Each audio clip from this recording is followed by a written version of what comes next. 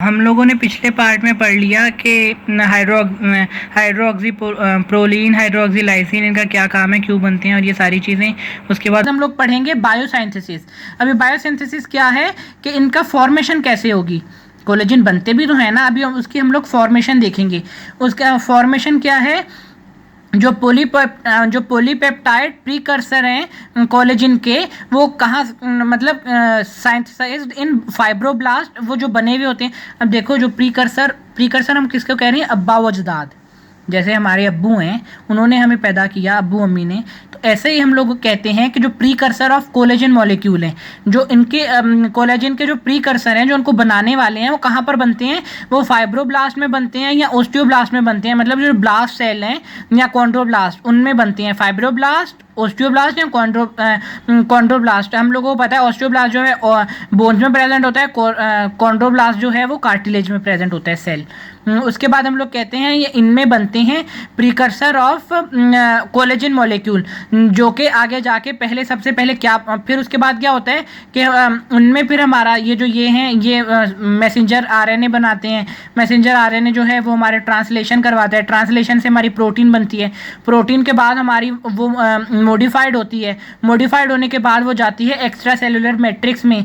Extra cellular matrix में जाने के बाद उसकी और मॉडिफिकेशंस होती हैं, फिर वो जाके हमारा कोलेजन फाइबर बड़ी मुश्किल से बनता है। तो उसके स्टेप्स हैं। सबसे पहला स्टेप क्या है, ये तो हम लोगों ने जनरल व्यू दे दिया।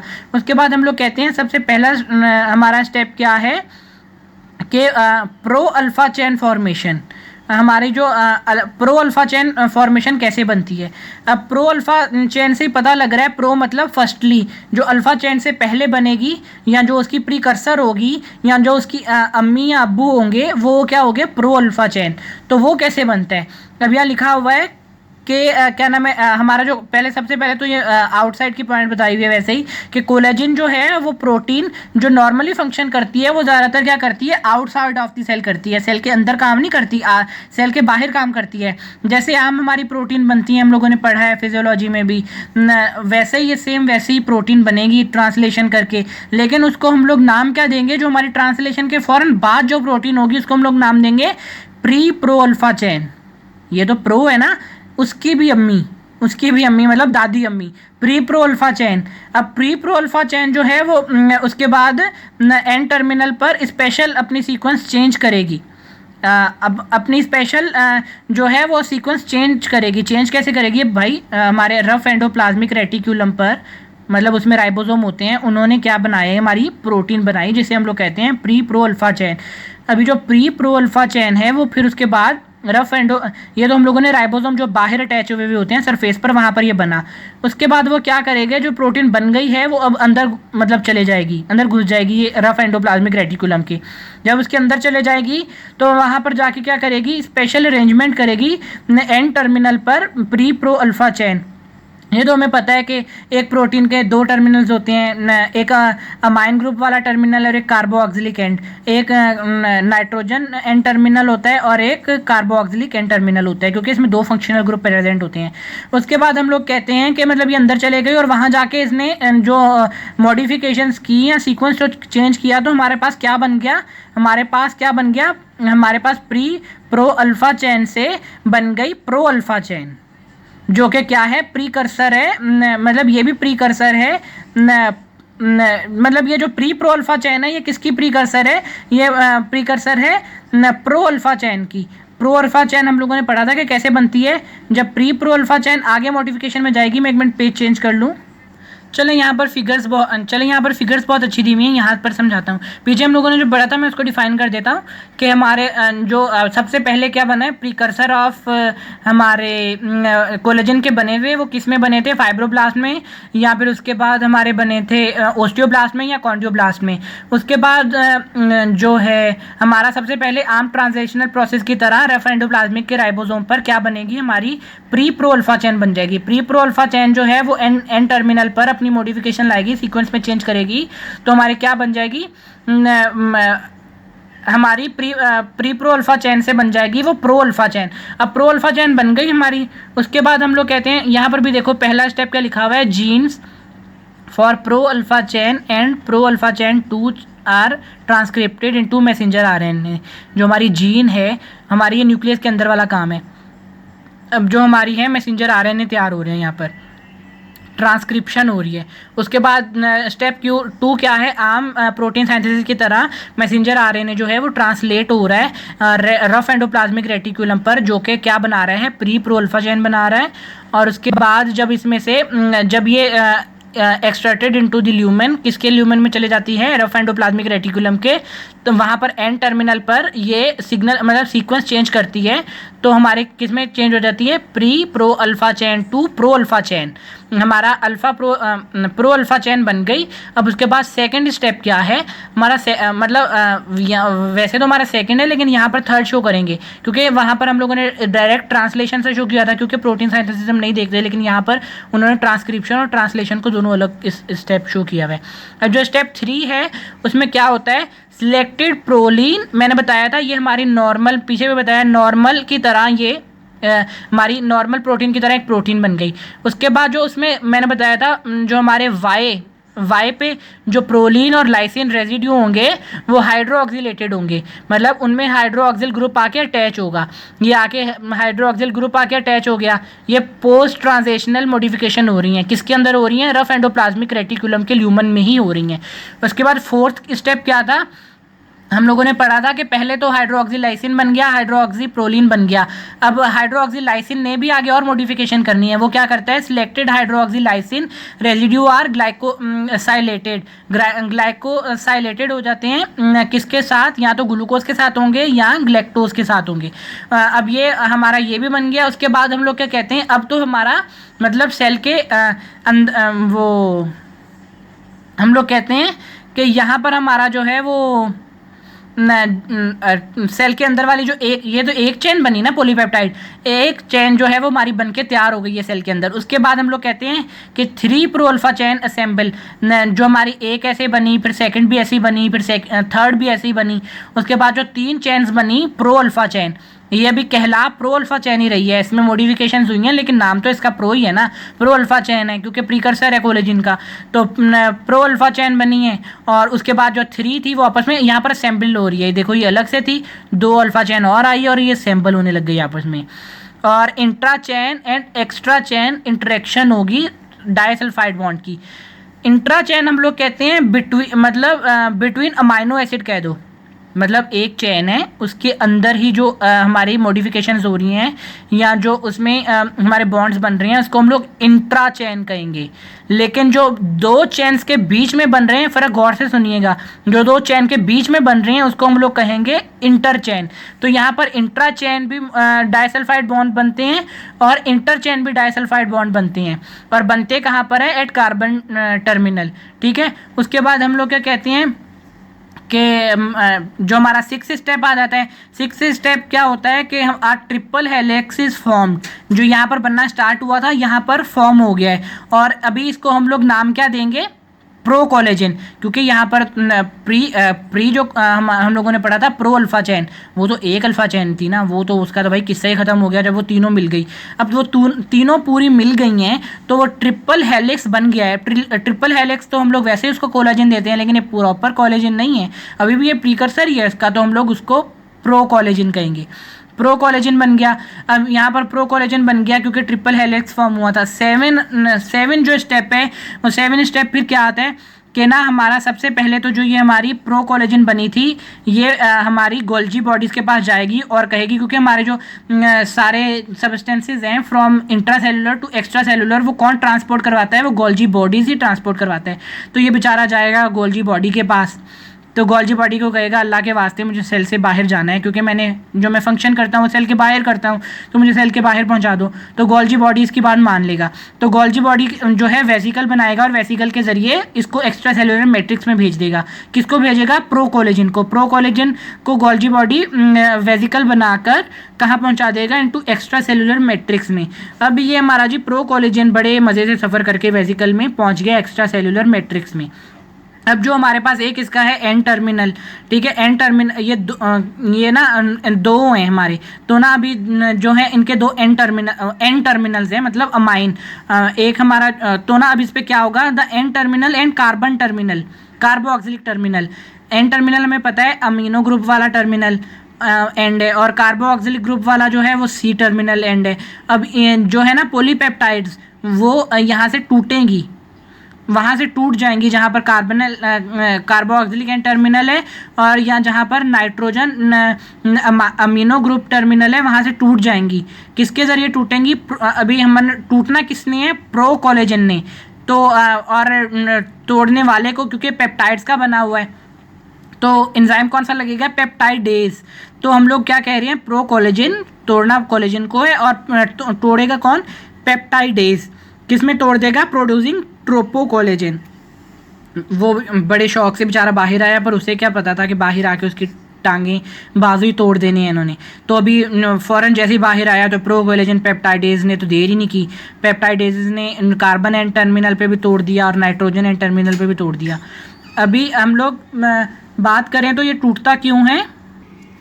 अभी हम लोग ना याद करने के लिए रफली एक वो बनाते हैं कि फिगर के ज़रिए कि टूटता क्यों है। वैसे तो हमें शायद भूल जाए। टूटता इसीलिए भाई, यहाँ पर देखो ना उलझने पड़ी हुई हैं बहुत ज़्यादा अमाइनो एसिड्स में, यहाँ पर भी उलझने पड़ी हुई हैं। हमें भाई ग्लोब्यूलर तो नहीं चाहिए, हमें तो फाइब्रस चाहिए सीधी सीधी।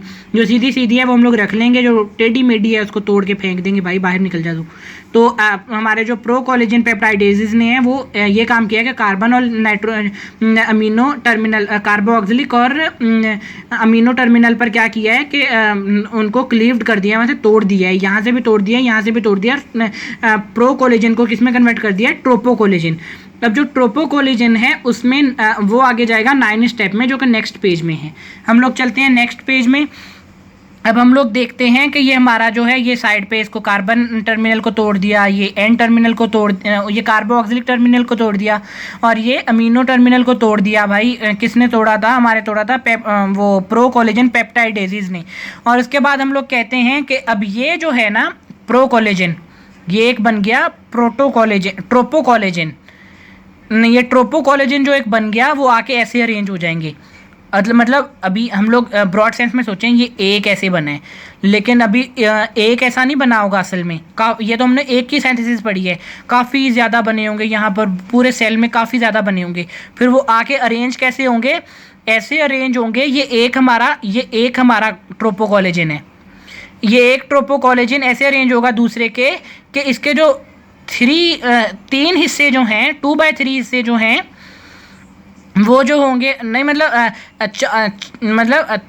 3/4 जो हिस्से हैं वो हमारे मैच करेंगे या पैरेलल होंगे दूसरे के साथ। जैसे ये नीचे वाला देखो तो इसके जो 3 हिस्से हैं, इसके भी 3 हिस्से, इसके भी 3 हिस्से, चारों में से 3 हिस्से वो आपस में एक सेम एंगल पे लाई करेंगे, लेकिन जो इसका एक हिस्सा है वो दूसरे अगले ट्रोपोकोलेजन के साथ चले जाएगा। मतलब ये अरेंज ऐसे होंगे, वो हम लोग थ्योरी में भी पढ़ते हैं। उसके बाद ये self assembling of tropocollagen into fibrils which जब मतलब subsequent cross linking form mature collagen fibre. अभी इनमें जैसे हमने पढ़ा था कि फिर इनमें भी आपस में लिंक्स बनेंगी, क्रॉस लिंकिंग बनेगी। जब ये क्रॉस लिंकिंग बन जाएगी, आपस में प्रॉपर एक बन जाएंगे, जुड़ जाएंगे, तो हमारा एक प्रॉपर कोलेजन फाइबर तैयार हो जाएगा। अब उसके बाद हम लोग पढ़ते हैं, हम लोगों ने पीछे फर्स्ट स्टेप पढ़ा था, अभी हम लोग पढ़ते हैं सेकंड स्टेप। फर्स्ट स्टेप क्या था? प्रो अल्फा चेन का बनना। अभी हम लोग क्या पढ़ रहे हैं? हाइड्रोक्सिलेशन, जो कि हम लोगों ने उधर भी पढ़ी थी कि जो हमारे सिलेक्टेड प्रोलीन और लाइसिन रेजिड्यू जो है हाइड्रोक्सिलेटेड होते हैं।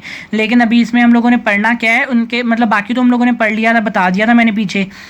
जो है ना अभी हाइड्रोक्सिलेशन रिएक्शन जो रिक्वायर क्या करता है, कौन से मॉलिक्यूल्स? ऑक्सीजन, फीरियस मतलब एक होता है फीरिकाइन, एक होता है फीरियस के ऊपर +2 चार्ज होता है, और फीरिक आयरन के ऊपर +3 चार्ज होता है। तो यहाँ पर फीरियस आयरन यूज़ हुआ है। रिड्यूसिंग एजेंट कौन है? विटामिन सी को हम लोग एस्कॉर्बिक एसिड भी कहते हैं, वो यूज़ हुआ है। ये चीज़ें ज़रूरी हैं, इसलिए मैंने ज़्यादा डार्कली हाईलाइट की हैं इसको। उसके बाद क्या नाम है, जो हमारे हाइड्रो ऑक्सीलेटिंग एंजाइम्स हैं, ये तो जो चीज़ें ज़रूरी हैं, लाइक को एंजाइम कह लो या को फैक्टर कह लो, उनके तौर पे काम आएंगी।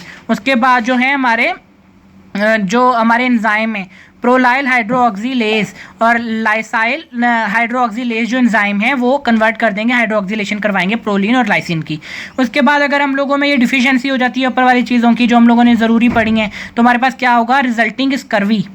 स्कर्वी हो जाएगी। स्कर्वी हम लोगों ने वैसे भी पढ़ा है सेकेंड ईयर में भी, मतलब एफएससी में भी, कि स्कर्वी विटामिन सी की कमी से होती है। तो भाई वैसे ही विटामिन, अभी हम लोगों ने वो भी पढ़ ली, पूरी बेसिक उसकी भी पढ़ ली कि कैसे विटामिन सी नहीं होगा तो भाई हमारा हाइड्रोक्सिलेशन का प्रोसेस नहीं होगा। तो अब इसमें क्या होता है स्कर्वी में कि हमारे ना यहाँ पूरे जो हमारी लिम्स हैं, लोअर लिम्स पर, उस पर वो डीकलराइजेशन हो जाती है, ब्लूइश कलर की, मैंने ब्लूइश लाइक जो होते हैं ना, मतलब डॉटेड डॉटेड ऐसे निशान से पड़ जाते हैं। अब वो निशान क्यों पड़ते हैं स्कर्वी, मतलब इसकी जो वो हैं साइंस एंड सिम्टम्स हैं ये क्यों होते हैं, क्योंकि हमारी जो है ना, अभी देखो कोलेजन हमारे स्किन में भी प्रेजेंट है, उसके बाद हमारी वो पढ़ा था एंडोथेलियल लाइनिंग में भी प्रेजेंट है, जो हमारी नसों में होता है। तो अब जब वो ही सही नहीं है तो उनमें से वो ब्लड लीक कर देगा, तो कैपिलरी फ्लेक्सिबिलिटी हो जाएगी, उसमें से कैपिलरीज में से ब्लड लीक कर जाएगा, और वो इसीलिए ऐसे निशानात छोड़ देता है। और ये भी मसला होता है कि स्किन पतली होती है ना, तो इसीलिए फिर उसमें से हमारे जो जो अंदर के कलर्स हैं वो नज़र आने लग जाते हैं। उसके बाद हम लोगों ने पढ़ा था वो हाइड्रोक्सीलाइसिन जो है वो ग्लाइकोसाइलेशन में जाता है, उसका जो एंजाइम है वो हम लोग याद करेंगे, जो है ग्लूकोसाइल गलेक्टोज जो है उसके ज़रिए होता है। उसके बाद हम लोग कहते हैं असेंबली एंड सिक्रेशन। अब हम लोगों ने पढ़ा था कि भाई जो तीन हमारे पास अल्फ़ा चैन, प्रो अल्फ़ा चैन बन गई एक प्रॉपर, वो आपस में असेंबली मतलब मिलेंगी, और फिर वो हमारे पास प्रो अल्फ़ा चैन कह रहा हूँ, उसके बाद हमारे पास प्रो कोलेजन जब वो बन जाएंगी, पूरी असेंबली हो जाएगी, तो हमारा प्रो कोलेजन जो है वो एक्स्ट्रा सेलुलर फ्लूइड में चले जाएगा। एक्स्ट्रा सेलुलर फ्लूइड में वही लिखा हुआ है कि कैसे जाएगा, गोल्जी बॉडीज़ और फलाना टीना, वो जो वेसिकल बनाएगी। उसके बाद हम लोग कहते हैं extra cellular cleavage of pro collagen molecule. Extra cellular cleavage जो इन्होंने बताया हुआ है ना, जो मैंने बताया था पीछे, वही बताया हुआ है कि फिर उसके बाद क्या होगी, कार्बोक्सिलिक एंड और अमीनो एंड पर जो है वो हमारे पास पेप्टाइडेज, प्रो कोलेजन पेप्टाइडेजेस जो है एंजाइम वो यूज़ होगा, और क्या कर देगा कि चीरा कर देगा कार्बोक्सिलिक एंड को और अमीनो एंड को, और बचेगा हमारे पास क्या, हमारे पास बच जाएगा ट्रोपोकोलेजन बच जाएगा। उसके बाद आता है, उसके बाद हम लोग देखते हैं सिक्स क्या है, कोलेजन फाइब्रिल फॉर्मेशन। अब जो हमारे पास ट्रोपो कोलेजन मॉलिक्यूल बचा था वो क्या होगा, जो हम लोगों ने पढ़ा था फाइब्रिल, मतलब एक नहीं काफ़ी ज़्यादा कोलेजन आपस में अटैच होते हैं, ओवरलैपिंग करेंगे। अब कैसे करेंगे, जो थ्री क्वार्टर जो हैं मॉलिक्यूल वो आपस में एक दूसरे के नेबरिंग लेंथ के साथ ओवरलैप करेंगे, लेकिन जो 1/4 है वो उसको मतलब एक्सटेंड हो जाएगा outside from the length of neighbouring molecule. उसके बाद हम लोग क्या कहते हैं, क्रॉस लिंक फॉर्मेशन। उसके बाद मैंने बताया था कि क्रॉस लिंक्स बनेगी। अब क्रॉस लिंक्स बनेगी वो एक फाइब्रिल से, एक कोलेजन फाइब्रिल से दूसरे कोलेजन फाइब्रिल के बीच में। तो अब उसमें क्या लिखा हुआ है कि इसमें लिखा हुआ है कि जब हमारे जो ये फाइब्रिल्स थे वो बन जाएंगे आपस में ऐसे, वो एक पूरे एक प्रोसेस में आ जाएंगे, तो तब क्या होगा कि वहाँ पर एक लाइसाइल ऑक्सीडेज एंजाइम आ जाएगा। बड़ा ही जालिम एंजाइम है जी, बड़ा ही जालिम एंजाइम है। मैं बताता हूँ आपको, ये फिगर में शो किया हुआ है। अब देखें ये क्या करता है, आते ही जी हमारे जो लाइसिन रेजिड्यू थे, एक हमारे जो लाइसिन रेजिड्यू थे, दूसरे हमारे, एक तो जो लाइसिन सिंपल रह गए थे, दूसरे जो हमारे वो मॉडिफाई हो गए थे किसमें, हाइड्रोक्सीलाइसिन में। उन दोनों को क्या करेगा, लाइसिल ऑक्सीडेज जो है वो ऑक्सीडेटिवली डीएमाइनेट कर देगा, उनको डीएमाइनेट करेगा, तो वो बेचारों को किन में कन्वर्ट कर देगा, जो हमारा लाइसिन था उसको अलाइसिन में कन्वर्ट कर देगा, और जो हमारा हाइड्रोक्सीलाइसिन था उसको हाइड्रोक्सी अलाइसिन में कन्वर्ट कर देगा। तो और ये जो हमारा एंजाइम है ये, अच्छा फिर इसकी भी एक कमज़ोरी है, जालिम की भी एक कमज़ोरी है, वो कमज़ोरी है इसकी कॉपर आयन। जब तक कॉपर आयन होंगे तो ये काम करेगा, लेकिन जैसे ही कॉपर आयन नहीं होंगे तो ये काम नहीं कर पाएगा। मतलब जैसे ये इसकी बंदूक है, मतलब इसके पास अगर गन होगी तो ये इनसे काम करवाएगा, लेकिन अगर गन ही नहीं है तो काम नहीं करवाएगा। उसके बाद नीचे मतलब जैसे ये अलाइसिन और हाइड्रोक्सी अलाइसिन बनते हैं तो वो आपस में एक लिंक बना लेते हैं जिसे हम लोग कहते हैं कोवलेंट लिंक्स, जो कि हम लोगों ने पीछे भी बात की कि क्रॉस लिंक फॉर्मेशन बनती है। मतलब 7 जो है वो स्टेप पूरा होता है यहाँ पर कि क्रॉस लिंक बनती है। कौन सी? Covalent cross link. उसके हम लोग बात क्या करते हैं, उसके बाद एक और बात लिखी हुई है फिगर के नीचे। ये हमारे पास ये देखिए, ये अलाइसिल है और ये लाइसिल है, तो ये आपस में नॉर्मल लाइसिल के साथ ये अटैच होके पेप्टाइड बॉन्ड बनाएगा जिसे हम लोग कहते हैं कोवलेंट क्रॉस लिंक। और उसके बाद हम लोग यहाँ पर भी लिखा हुआ है कि अभी यहाँ पर लाइसिल ऑक्सीडेज की एक और भी इनहिबिटर है, irreversible inhibited by toxic present in the seed of Lathyrus odoratus, जो कि स्वीट पी कहलाता है। ये जो है उसका साइंटिफिक नेम है, बॉटनिकल नेम, और ये जो है उसका कॉमन नेम है, ट्राइबल नेम। अब ये जो है ना, जो हमारा लाइसाइल ऑक्सीडेज एंजाइम था, ये इरिवर्सिबल इनहिबिटेड होता है किससे? टॉक्सिक जो कि प्रेजेंट होता है किसके सीड में? लैरिदस ओडोरेटस स्वीट पी के जो सीड्स में टॉक्सिन होता है उससे ये इनहिबिटेड हो जाता है, मतलब इसका फंक्शन रुक जाता है। उसके बाद हम लोग कहते हैं कि यहाँ पर हमारी जो है वो फॉर्मेशन होती है कंप्लीट। अभी हम लोग पढ़ेंगे डिग्रेडेशन। अब जो डिग्रेडेशन है वो क्या है कि टूटना किसका? कोलेजन का। अब कोलेजन, जो नॉर्मल कोलेजन है वो हाईली स्टेबल मॉलिक्यूल होता है जिसकी हाफ लाइफ ही सेवरल ईयर्स होती है। उसके बाद हम लोग क्या कहते हैं, लेकिन जो है हमारा सेवरल ईयर्स के बाद भी तो हमारे कोलेजन को, नॉर्मल कोलेजन को रिप्लेस होना है ना बाय न्यू कोलेजन, और उसके बाद जब ग्रोथ होती है तब भी रिप्लेस होता है, जब इंजरी होती है तब भी रिप्लेस होता है। जो पुराने वाला है वो डिग्रेड होता है। अब डिग्रेड कैसे होता है? हम लोगों ने फाइब्रिल में पढ़ा था, जैसे हम लोगों ने पढ़ा था कि हमारा जो कोलेजन है वो ऐसे है कि उसके 3 क्वार्टर जो हैं वो एसोसिएट हैं, ओवरलैपिंग है बाय नेबर वाले से, लेकिन जो 1/4 है या 1 क्वार्टर है वो जो है वो एक्सटेंडेड है आउटवर्ड। तो ऐसे ही वो 2 हिस्सों में टूट जाएगा, एक 3 क्वार्टर में, एक 1 क्वार्टर फ्रेगमेंट्स में। किससे की वजह से टूटेगा? एक एंजाइम होता है जिसे कोलेजेनेसिस कहते हैं, और कौन सी एक्टिविटी के ज़रिए? प्रोटोलाइटिक एक्शन, क्योंकि प्रोटीन को तोड़ा था, प्रोटोलाइटिक एक्शन ऑफ कोलेजेनेसिस। और उसके बाद हम लोग कहते हैं बिलोंग किसे करता है? Large family of matrix metalloproteinases. उसके बाद हम लोग कहते हैं जो अब ये 2 हिस्सों में टूट गया वो फर्दर जो डिग्रेड होंगे वो अदर मैट्रिक्स प्रोटीनेजेस से टूट जाएंगे। उसके बाद हम लोग कहते हैं कोलेजेनोपैथीज। अब कोलेजेनोपैथीज क्या है? कोलेजन नॉर्मल और पैथीज मतलब डिजीज। जो डिजीज कोलेजन होता है उसे हम लोग कहते हैं कोलेजेनोपैथीज। अब जो डिफेक्ट है बनने में कोलेजन, उसको ज़्यादातर हम लोगों ने यहाँ पर डिस्कस किया है, वो होते हैं ज़्यादातर म्यूटेशन की वजह से। 1000 म्यूटेशन अभी तक आइडेंटिफाई हो चुके हैं, सिर्फ 23 जीन्स जो कि कोड करती हैं 13 कोलेजन टाइप्स को। वैसे 25 से भी ज़्यादा थी, ठीक है। तो अब उसके बाद हम लोग एक डिजीज़ पढ़ते हैं जो कि है एहलर्स डैनलोज सिंड्रोम, जिसे EDS कहते हैं। अब जो EDS है वो क्या है? Heterogeneous group of connective tissue disorder है जो कि हेरिटेबल है, मतलब जेनेटिक डिजीज़ है। क्यों होती है? इसमें क्या होता है कि हमारे एंजाइम कम हो जाते हैं, deficiency of collagen processing enzymes होती है। क्या कौन कौन से? लाइसल हाइड्रोक्सिलेज पढ़ा था ना, जब हाइड्रोक्सिलेशन होती है किसकी? लाइसिन की। तो कौन सा एंजाइम होता है? लाइसाइल हाइड्रोक्सिलेज। और उसके बाद इसकी कमी हो जाए या फिर N प्रो कोलेजन पेप्टाइडेज। अब ये कहाँ पर पढ़ा था? याद करें, हम लोगों ने पढ़ा था जब जो हमारा प्रो कोलेजन है प्रोटो कोलेजन में टूटता है तो N पर अमीनो एंड पर एक क्लीवेज होती है, तो वही यहाँ पर बताया हुआ है कि N प्रो कोलेजन पेप्टाइडेज, वहाँ से जो उसको तोड़ता है उसके स्पेशल एंजाइम का ये नाम है।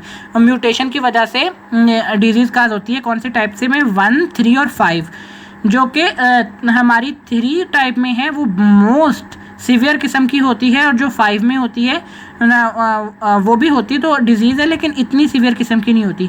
5 में क्या होता है, करेक्टरिस्टिक बाय स्किन एक्सटेंसिबिलिटी और जो है ना fragility and joint hyper mobility. इसमें जो हमारे जॉइंट्स हैं उनमें दर्द और वो हिल नहीं पाते, हिलजुल नहीं कर पाते। उसके बाद और हमारी स्किन जो है वो खिंचने लग जाती है। लाइक हम लोग अगर स्किन को खींचेंगे तो काफ़ी बाहर आ जाएगी। साथ में फिगर भी दी हुई है, इससे देखें, स्ट्रेची स्किन ऐसी हो जाती है स्किन हमारी, ठीक है। उसके बाद हम लोग क्या कहते हैं, टाइप 3 जो कि मोस्ट सीरियस टाइप है, उसमें डेंजरस टाइप है। उसमें क्या होता है कि ना वैसे ही हम लोगों को पता है कि टाइप 3 जो है वो हमारे ब्लड वेसल्स में होती है, तो इसमें बहुत ज़्यादा खतरा होता है कि हमारा आर्टियल रप्चर हो जाता है। अभी सेकंड पे आते हैं, यहाँ पर देखें लिखा हुआ है associate with potentially lethal arterial rupture. Arterial rupture हो जाएगा तो वही बात है कि कितनी नुकसानदार है, और मतलब कितने ज़्यादा ये डेंजरस है, कितने ज़्यादा वो हमारे लिए अलीदल है, ठीक है। उसके बाद हम लोग कहते हैं कि ये है क्या, ऑटोसोमल डोमिनेंट इनहेरिटेंस की वजह से आती है। मतलब माँ या माँ बाप में से अगर एक भी जीन आ गई तो वो असर अपना दिखा देगी। ये नहीं कि सेकंड का वेट करेगी कि सेकंड मेरे जैसी है या नहीं, जैसे ही आई उसने तबाही पट दी। उसके बाद हम लोग क्या कहते हैं कि इनकॉर्पोरेशन, मतलब अगर एक भी जीन या एक भी म्यूटेशन चेन के बीच में एक भी वो जो है ना अमाइनो एसिड अगर डिफेक्टेड है, तो वो 3 की 3 चेन जो हमारी हैं अल्फा हेलिक्स सबको डिग्रेड करवा देगा।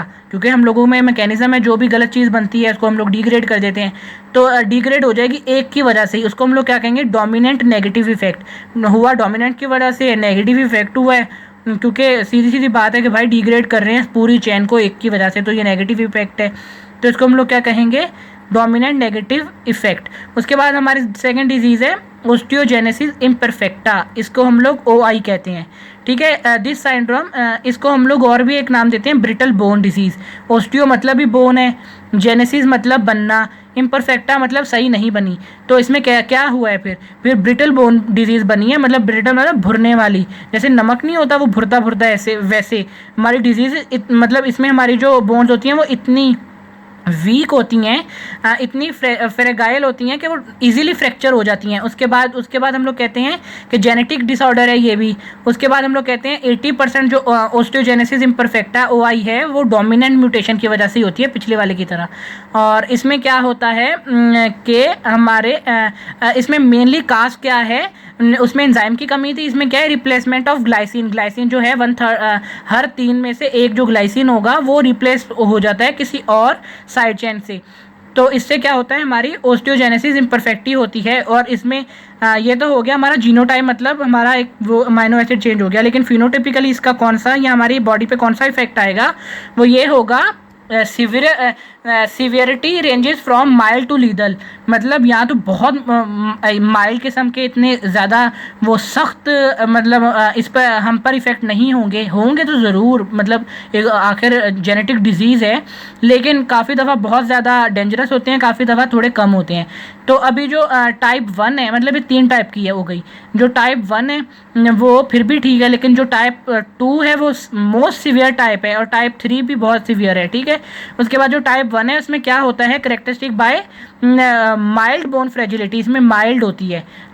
और उसके बाद हेयरिंग लॉस हो जाता है, सुनना कम हो जाता है। ब्लूज करेली जो पीछे पड़ा था कि वो हमारे ऊपर निशाना लिम्स में बन जाते हैं, वो हो जाता है। इसके बाद टाइप 2 जो है मोस्ट सीवियर है और टिपिकली लीदल है। इसमें क्या होता है कि प्री नेटल पीरियड में हमारे पास पल्मोनरी जो कॉम्प्लिकेशंस पैदा हो जाती है। पल्मोनरी क्या है, सांस, मतलब सांस लेने में मुश्किल हो जाती है। अभी बच्चा पैदा भी नहीं हुआ, बनना स्टार्ट हुआ है, तो उसमें ही सांस लेने की प्रॉब्लम हो गई है। तो कितनी ज़्यादा ये वो डेंजरस हुई। उसके बाद हम लोग कहते हैं टाइप 3 क्या है। टाइप 3 है, ये भी सीवियर है, ये करेक्टरिस्टिक बाय मल्टीपल फ्रैक्चर। ये भी ये होती है बर्थ के टाइम। मतलब इसमें क्या होता है कि वो जो हमारी बोन्स होती हैं वो इतनी फ्रेगाइल होती हैं कि मल्टीपल फ्रैक्चर हो जाते हैं बर्थ की टाइम ही। जब हम लोग मतलब अभी नॉर्मल बर्थ हो रही होती है तो उसके टाइम में मल्टीपल फ्रैक्चर हो जाती हैं बोन्स में। शॉर्ट स्ट्रेचर होता है बेचारे बच्चे का। स्पाइनल कॉल जो है, spinal curvature leading to a humped back, ये काइफोटिक अपीयरेंस। अभी काइफोटिक क्या है, हमारी जो वो एक है ना जो हमारी बैकबोन वो सीधी है, मतलब कर्व है लेकिन इतनी ज़्यादा नहीं। ये काइफोटिक में या फिर हम्प्ड बैक में क्या होता है, स्पाइनल कर्वेचर बहुत ज़्यादा टेढ़ा हो जाता है, वो हो जाता है, और इसमें वही ब्लू स्क्लेरी हो जाती है, जिसमें हमारे पास ब्लू स्पॉट्स आ जाते हैं हमारी लेग्स और उन पे। उसके बाद हम लोग कहते हैं डेंटिनोजेनेसिस इम्परफेक्टा। ओस्टियोजेनेसिस इम्परफेक्टा में हम लोगों ने पढ़ा था बोन की वजह से। जेनेसिस हम लोगों को डेंटिनो का पता है क्या है, ये हमारे हमारे टीथ, और जब हमारे टीथ सही नहीं बनते या टूथ हमारे सही नहीं बनते तो उसको हम लोग डेंटिनोजेनेसिस इम्परफेक्टा कहते हैं। ये भी काफ़ी दफ़ा देखा जाता है ओस्टियोजेनेसिस इम्परफेक्टा में। ये हो गया हमारा यहाँ पर कोलेजन टॉपिक कंप्लीट। अभी हम लोग स्टार्ट करेंगे इलास्टिन, और इलास्टिन हम लोग स्टार्ट करते हैं थर्ड पार्ट में। तो सेकंड पार्ट यहीं तक था। अगर कोई क्वेश्चन है तो आप पूछ सकते हैं कमेंट सेक्शन में। Thank you so much.